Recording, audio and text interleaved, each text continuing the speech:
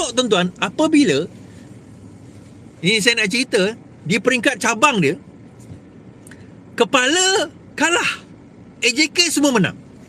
Dia potong kepala je. Kepala kalah, AJK semua menang. Macam mana dia buat? Okey, contoh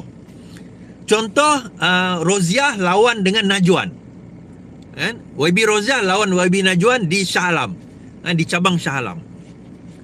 Contoh dia, timbalan, naib dan ke bawah semua tim Roziah menang dengan average undi 1,500. Najwan, timbalan, naib ke bawah semua dapat undi lebih kurang 800. Okey? Dengar, Najwan punya AJK semua lebih kurang 800, Roziah punya AJK semua 1,500, timbalan ke bawah. Tiba-tiba Najwan dapat undi 1,500, Roziah dapat undi 800. Tuan-tuan nampak?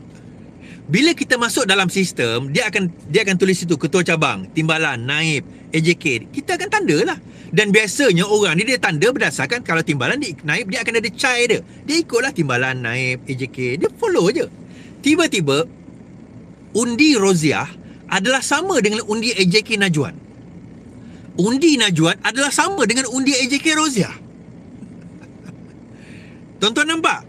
So permainan dia macam mana? Kenapa nak tunggu sehari dua hari di Selangor sampai 2 hari keputusan? Dia nak tukar kepala. Alah, tukar kepala ni bukan susah tuan-tuan. Macam mana? Benda tu sistem. Dia dalam sistem, tukar je lah result dia. Cuma nak tukar bawah tu, dia mungkin tak tahu, tak kenal. Ni naib ni siapa timbalan ni tim siapa. Lantaklah yang bawah tu kita biar, atas je kita tukar. Dan ini berlaku katanya lebih 60 cabang. Di lebih 60 cabang. Antaranya yang baru-baru ini berlaku semalam, 2 hari lepas, di Kanga, cabang Kanga, YB Gan dan juga Amin, kan, bekas YB lah, yang menang tim YB Gan. Tim YB Gan menang, tapi YB Gan kalah.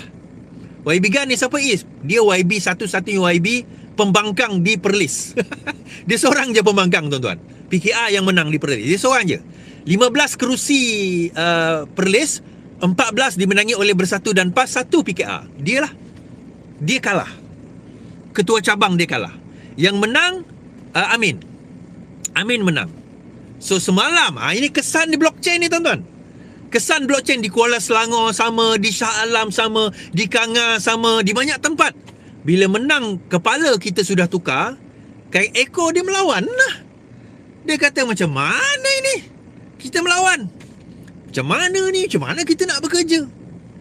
Kan, kamu naik kat situ, tak buat kerja, kami yang kena buat kerja, lepas tu kami yang kena sisir. Last 15 orang AJK Kanga telah meletak jawatan. Yang bestnya, Amin lepas tu, ketua cabang Kanga kata, oh ini semua adalah pro Rafizi, tim Rafizi, lawan Rafizi. Lawan saya. Oh kerana dia pro Rafizi. Tak tahulah, saya tak tahu YB Gan ni pro Rafizi atau tidak. I don't think so lah. Setahu saya YB Gan ni lebih kepada Izzah sebenarnya.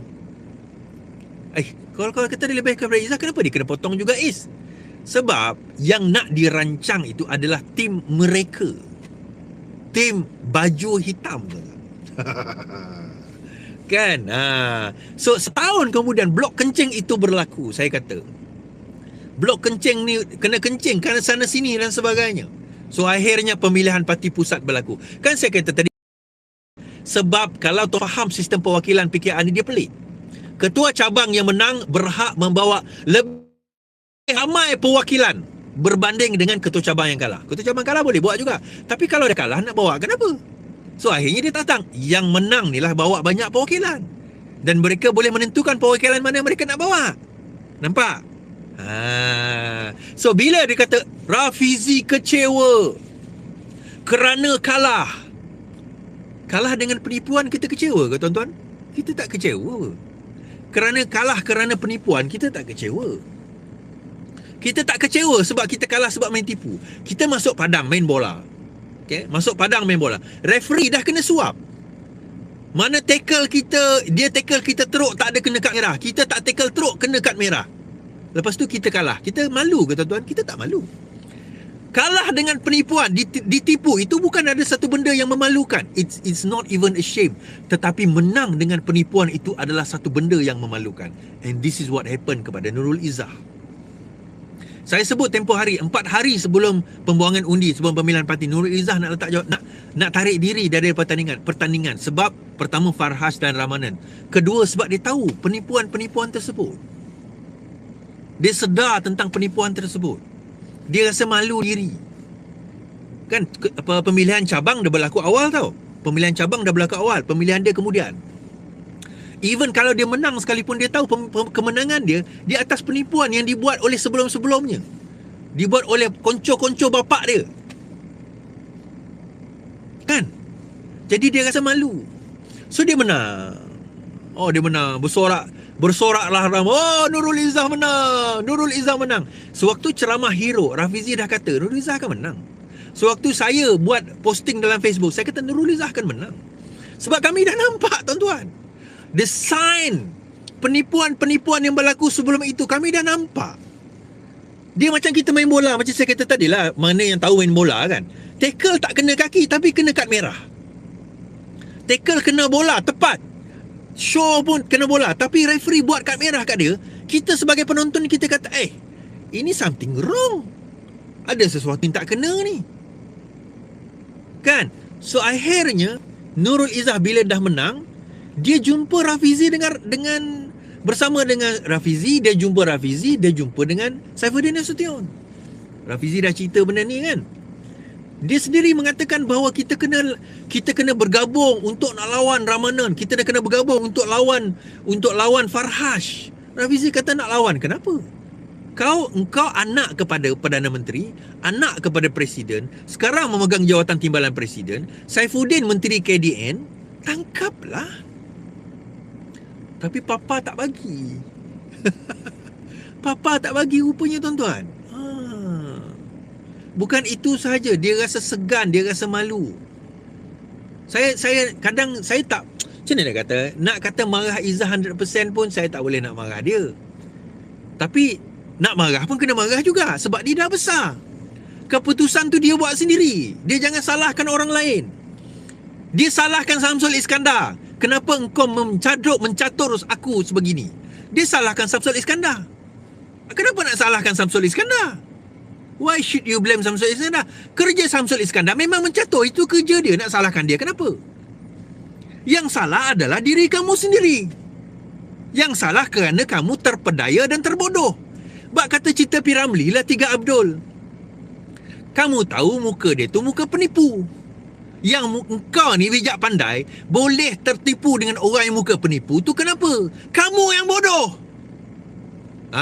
Itu P. Ramlee cakap, bukan saya cakap kan. P. Ramlee cakap, kamu yang bodoh. Kamu ni bijak pandai. Kamu tahu muka dia tu muka penipu. Kan? Tapi kamu yang bijak pandai boleh termakan dan tertipu dengan penipu itu kenapa? Siapa yang bodoh? Jadi bila dia dalam keadaan tersebut, Rafizi dah keluarkan dia serta kontang-ganting, tuan-tuan. Dia tak boleh bersama dengan tim Amir dah buang dia. Amir dah buang Izzah, tuan-tuan. Lepas Sabah hari tu Amir dah tak ada. Bukanlah macam mana dia macam tu lah dengan Izzah. Samsul lagilah lepas dia kena tahan, lagilah dia tak nak terlibat langsung dengan Izzah ni. Sebab macam mana dia kata? Antara maklumat yang polis dapat tu adalah daripada Izzah dah tahu. Izzah dah tahu cerita tu. Izzah dah tahu cerita tu. Izzah dah tahu cerita Samsul Iskandar sebenarnya. Izzah tahu cerita Ramanan. Izzah tahu cerita Farhash. Izzah dah tengok dokumen itu. Dan orang yang bagi dokumen tu saya tahu siapa. Siapa Is? Esok datanglah ke Campbell. Baru saya boleh cerita. Mungkin polis pun nak dengar sekali. SB mungkin datang join saya esok. Datanglah. SB pun tahu cerita ni. Polis pun tahu cerita ni. SPRM pun tahu cerita ni. Datanglah. Kita ceritakan esok.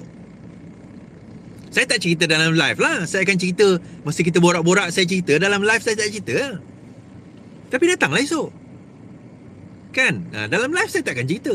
Sebab benda ni maklumat yang akhirnya akan terdedah suatu hari nanti. Jangan risau. Kalau tak sekarang, minggu depan, tak minggu depan, bulan depan, tak bulan depan, 10 tahun akan datang, dia akan terdedah.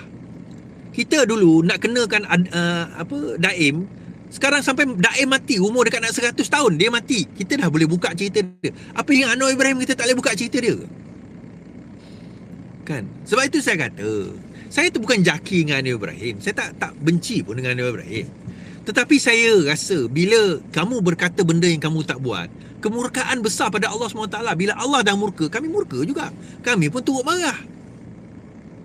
Tuan-tuan, Izzah setelah setahun pemilihan parti, tuan-tuan perasan tak? Dia tak ada.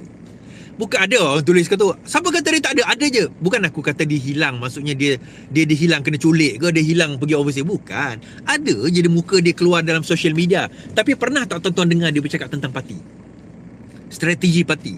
Dia bercakap tentang negara. Dia bercakap tentang polisi. Siapa dia nak bercakap tentang polisi, tentang negara? Dia bukan NGO, dia bukan menteri. Dia timbalan presiden parti. Dia kena cakap tentang parti. Apa strategi parti? Apa langkah? Ni, Rafizi buat invoke, Rafizi buat Ayo Malaysia. Dia buat apa? Dia buat apa? Rafizi buat invoke tahun 2016. Rafizi buat Ayo Malaysia 2022 untuk menang pilihan raya. Untuk menang pilihan raya yang akan datang, yang akan berlaku hujung tahun ini di Melaka, di Johor, di Sarawak, PRU. Dia buat apa? Sabah melingkup, tuan-tuan. Tuan-tuan, dia di Sabah, dia tak ada pun pada PRU di Sabah, PRN di Sabah. Sebahagian tu dia pergi umrah. Sebahagian daripada pilihan raya Sabah tu dia tak ada, dia pergi umrah. Saifuddin main golf. Amir saya tak tahulah. Tiga kepala pegang Sabah, tuan-tuan. Saya rasa duit bertaburan dekat Sabah. For a fact. Tapi apa yang jadi pada Sabah? Kalah teruk. Kalah teruk, tuan-tuan. Tuan-tuan, percayalah. Ambillah video ni nanti. Lepas ini, kalah PKR, Ramanan adalah orang yang pertama yang akan hilang daripada parti ni. Kalah parti, kalah PKR dan tidak memegang jawatan PKR. Orang-orang yang sekarang baru masuk PKR ni, artis-artis dan sebagainya, mereka adalah orang pertama nantinya akan mula berbondong-bondong keluar PKR, masuk dia dalam parti baru. Tuan-tuan tengoklah nanti. Kan? Sebab itu hashtag, tuan-tuan, RR. Hashtag RR boleh. Real reform. Kita real reform ni, kita tak pernah lari daripada perjuangan. Kita tetap ada kat sini. Don't worry. Don't worry. And, kita ada orang kata, kenapa kau dulu penyokong kuat PMX? Kita sokong kuat kerana dia bawa reformasi. The moment dia terpesong daripada reformasi, kita akan lawan dia. Kita jangan taksub dengan manusia, tuan-tuan. Kita bersama dengan dia kerana dia pegang prinsip. The moment dia menyanggah prinsip, kita sepatutnya jadi orang pertama mengkritik dia. Itu baru orang yang tidak taksub dengan manusia.